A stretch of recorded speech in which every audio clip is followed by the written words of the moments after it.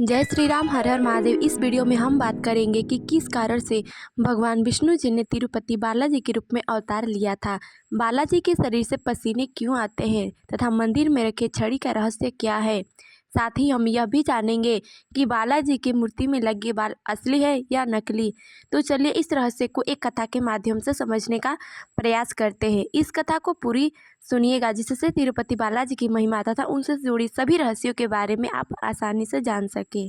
पौराणिक कथा के अनुसार समुद्र मंथन के समय समुद्र से कालकूट विष के अलावा 14 प्रकार के रत्न भी निकले थे।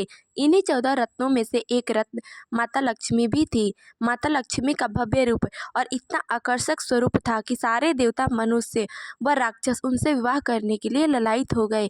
परंतु माता लक्ष्मी ने उन सब के अंदर कोई न कोई कमी देख भगवान विष्णु जी को योग्य जान उनके गले में वरमाला डाल दी तथा भगवान विष्णु जी को पति रूप में वर्ण किया।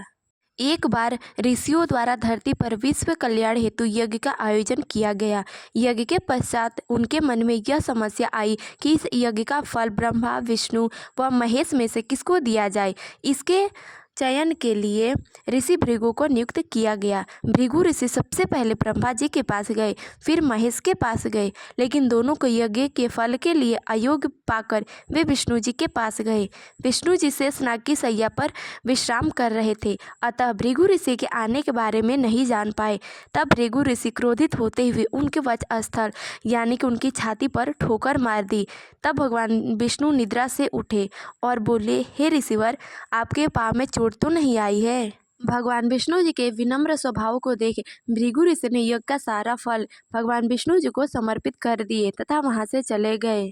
लेकिन विष्णु जी के छाती पर लात मारने की घटना से माता लक्ष्मी अत्यंत क्रोधित हो गई, क्योंकि भगवान विष्णु जी के वक्षस्थल यानी कि उनकी छाती पर माता लक्ष्मी का निवास स्थान माना जाता है। माता लक्ष्मी भगवान विष्णु जी से भृगु ऋषि को दंड देने की इच्छा प्रकट की। तब भगवान विष्णु जी ने मना कर दिया। उसके बाद माता लक्ष्मी भी वैकुंठ धाम छोड़ पृथ्वी पर करवीरापुर को वर्तमान में कोल्हापुर महाराष्ट्र आकर ध्यान में मग्न हो गई। इधर भगवान विष्णु जी भी माता लक्ष्मी के वैकुंठ छोड़कर जाने से दुखी हो गए तथा उनकी खोज में पृथ्वी पर जंगलों में भटकने लगे। उस समय भगवान विष्णु का नाम श्रीनिवास था। जब माता लक्ष्मी जी नहीं मिली तब भगवान विष्णु जी वेंकटाद्रि पर्वत में एक चींटी के आश्रम में विश्राम करने लगे। भगवान विष्णु जी को इस तरह परेशान देख ब्रह्मा जी और शिव जी गाय और बछड़े का रूप धारण कर माता लक्ष्मी जी के पास गए। माता लक्ष्मी जी ने जब उन दोनों को देखा तब उन दोनों को सत्ताशीष शासक चोल राजा को सौंप दिया। राजा ने उन गाय और बछड़े को एक चरवाहे को सौंप दिया, परंतु वह गाय सिर्फ विष्णु जी के रूप श्रीनिवास को ही दूध देती थी। एक बार वह चरवाहा गाय को दूध न देने के कारण मारने का प्रयास किया।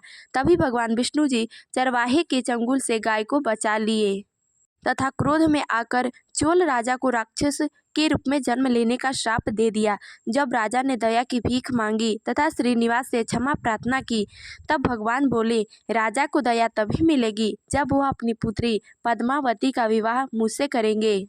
जब लक्ष्मी रूपी पद्मावती को यह बात पता चली तो वह श्रीनिवास से मिलने आई और वहीं दोनों एक पत्थर की मूर्ति हो गए। यही कारण है कि भगवान तिरुपति बालाजी को स्त्री और पुरुष दोनों रूपों में श्रृंगार किया जाता है।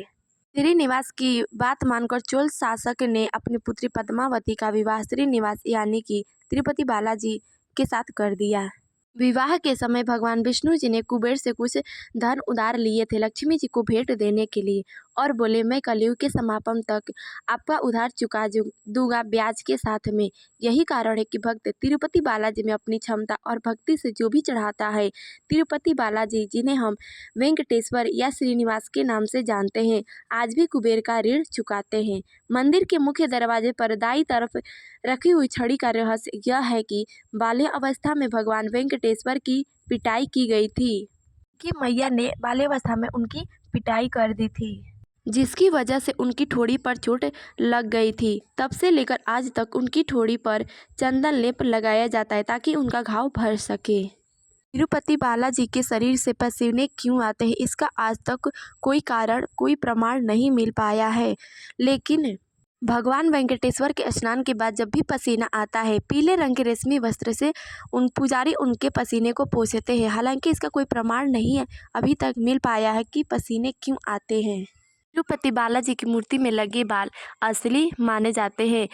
उनके बाल कभी भी उलझते नहीं है। उस नगर में यह मंदिर बना है, उस नगर का नाम तिरुपति है और यह नगर तिरुपति बालाजी का मंदिर तिरुमला नामक एक पहाड़ी पर बना हुआ है।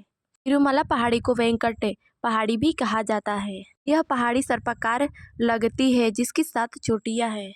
यही कारण है कि इसे नगर और इस पहाड़ी पे बसने के कारण इनका नाम तिरुपति बालाजी और वेंकटेश्वर बालाजी के नाम से हम लोग इनको जानते हैं। तो इस वीडियो में बस इतना ही, मिलते हैं अगले वीडियो में, तब तक के लिए जय श्री राम, हर हर महादेव।